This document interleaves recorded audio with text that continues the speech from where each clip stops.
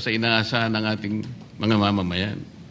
Dito lilitaw ngayon ang nauna pong mga patakarang nakita ko sapagkat kailanman hindi natin makakalimutan at huwag nating kalimutan na talaga pong nilimas po ang Kabangbayan. Yun na po yung gusto nating pag-usapan dito.